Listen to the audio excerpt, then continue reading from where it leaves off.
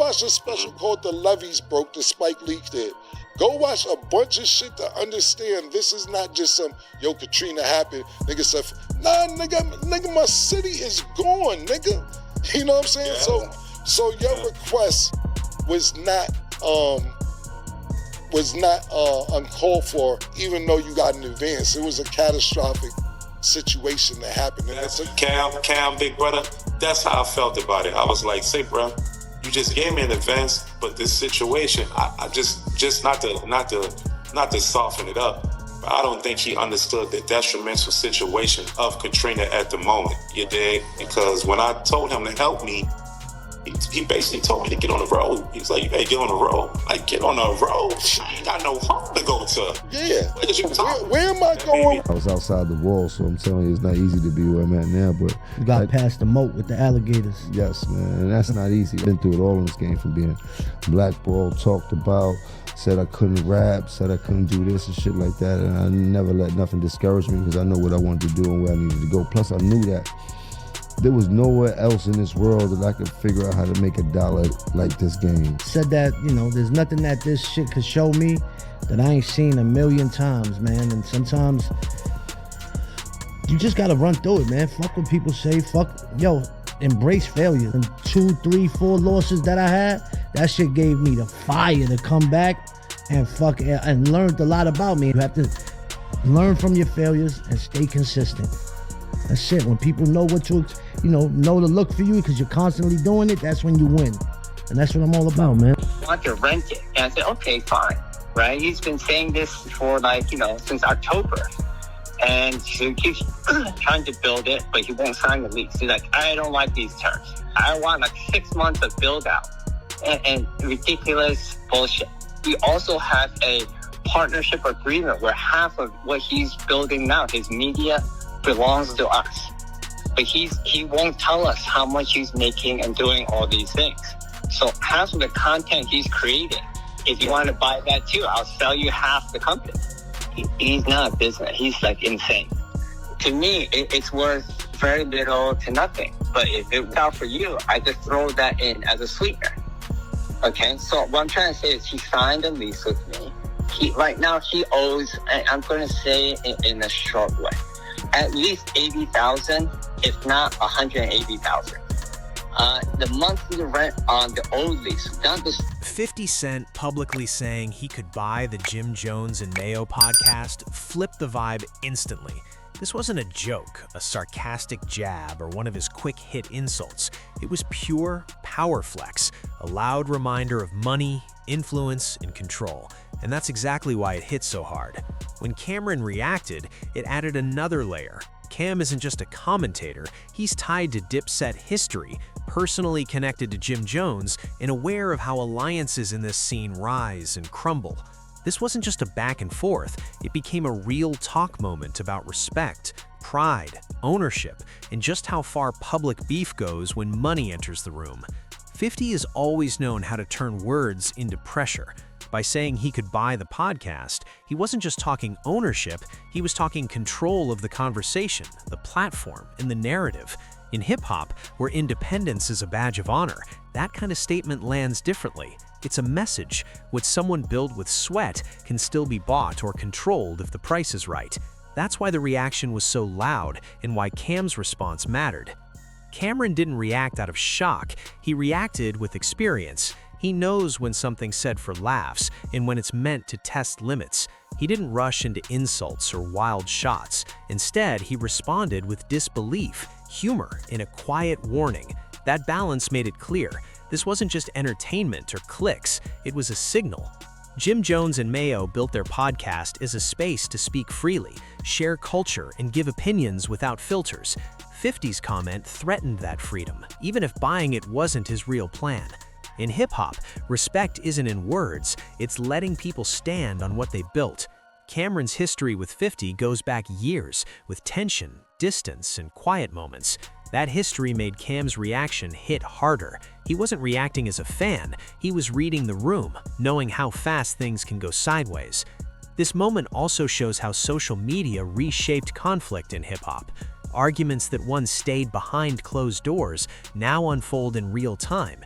Interviews, posts, comments. 50 has mastered this space and knows how to stay at the center of conversation. By speaking on him, Jim and Mayo stepped into that arena, whether they meant to or not, and 50 never responds lightly. Cam understood that. Once money and ownership are mentioned, the energy shifts. It's no longer about opinions, it's a status play. Saying, "I can buy what you built," is one of the highest levels of disrespect in hip-hop. It questions success and value at the same time. That's why it hits so deep. Some argue 50's move was expected. Jim and Mayo spoke on him first, criticized his actions, questioned motives. From that perspective, 50 responding with force fits his persona. It wasn't bullying, it was a reminder that words carry weight. Cam's reaction didn't pick a side. He didn't praise 50, but he didn't shut him down either. He highlighted how wild the statement was and how it instantly changed the room. His response was reflective, not reactive. He considered history, the possible fallout in the bigger picture. I'ma say this, man. Beefing with 50 is good business. Numbers is up, podcast is up, engagement is up. Beefing with 50, I wish I would have known this a long time ago. We could go a couple more rounds. No way! 100%. But he said he wanted to buy half the podcast. Now I'm saying if you want to buy half the podcast, I'm the person you need to see about that. I'm the guy you got to see about that. I mean, do you think he was being like facetious or was he say he don't cap. He say he don't cap, so I should be receiving a phone call, right? Saying, yo, what's up with this podcast? Beefing with 50, beefing with Curtis, it's good business. Oh my goodness. Oh, we not making our podcast not going. We don't talk about people. We take things and internalize it. But at the same time, I'm not trying to walk nothing down. Like if it's smoke, it's smoke. All right, man. If you shooting and you saying they and these guys and you got a picture and I'm in a picture, I'm shooting back and it's with whoever. Okay. It's with whoever, whenever, however. We know. Whatever. We know. Capo. Yeah. We out here squatting. For real. This situation also reopened old conversations about Dipset loyalty and cracks inside the crew. Anytime Jim Jones is involved publicly, history resurfaces. Cam's reaction pulled that right back to the surface, showing nothing in hip-hop exists in isolation. Every comment ties to years of shared moments, arguments, and grudges.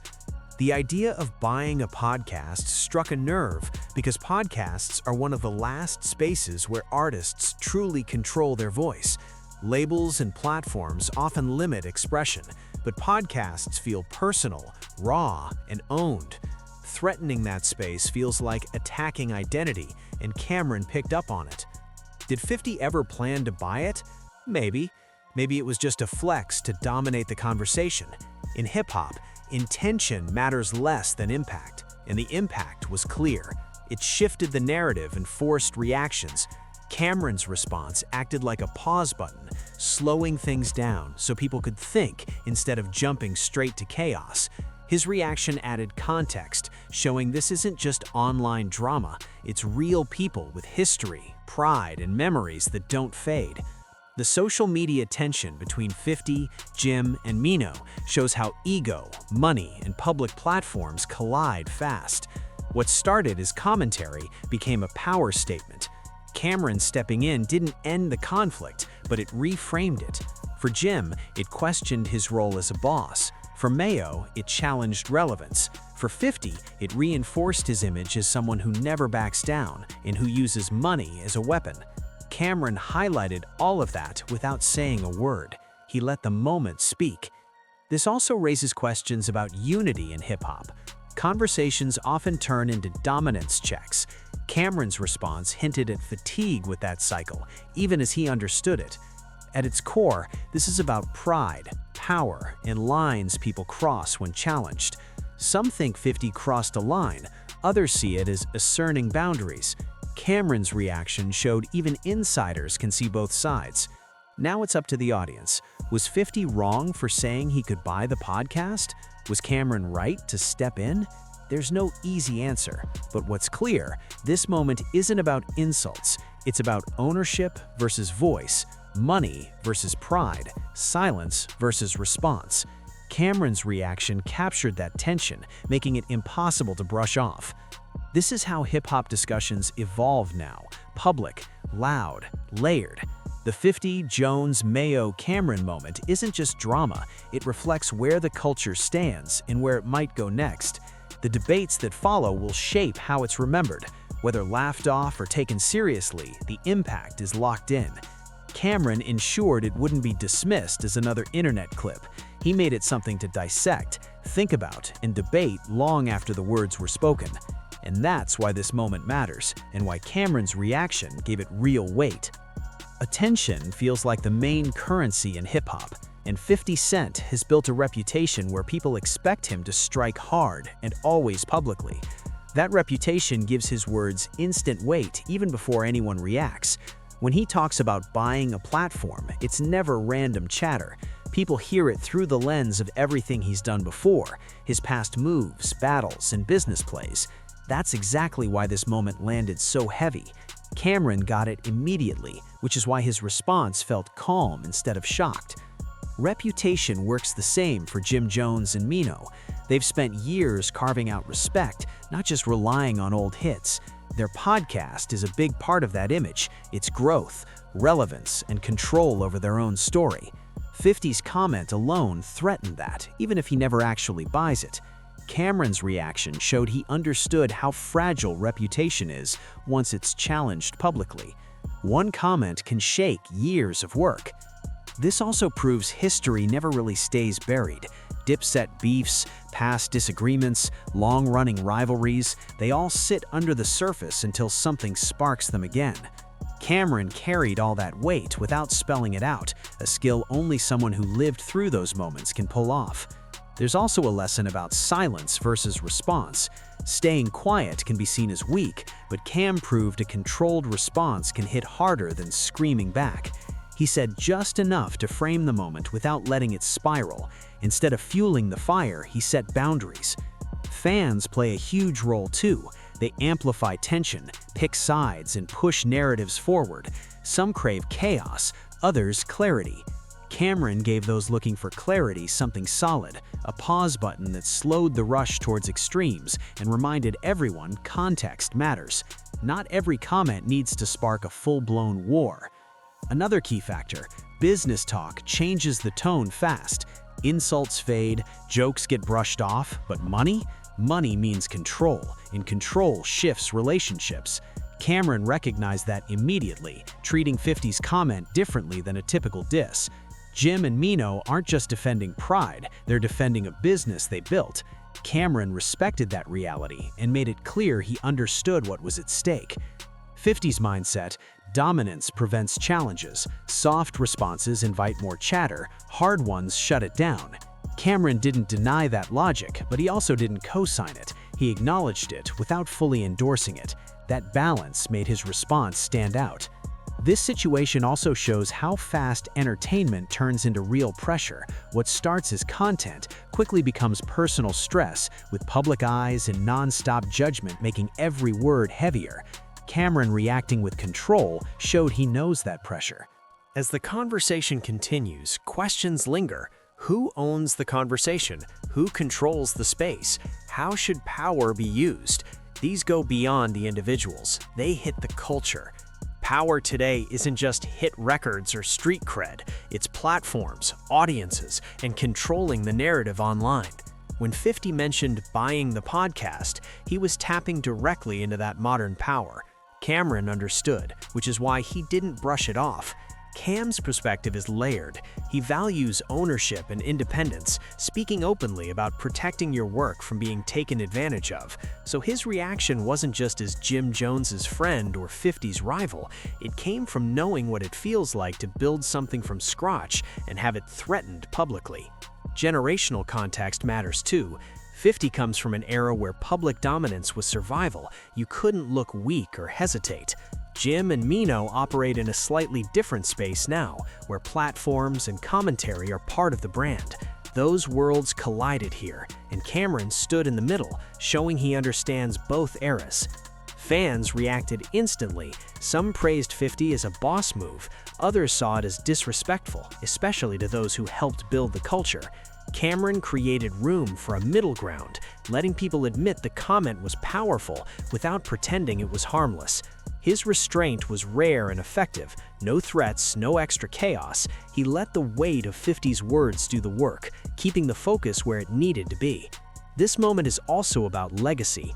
Jim Jones has spent years rebuilding, from artist to executive to media voice. 50's comment publicly challenged that progress. Cameron's response signaled support without igniting war. And Maino?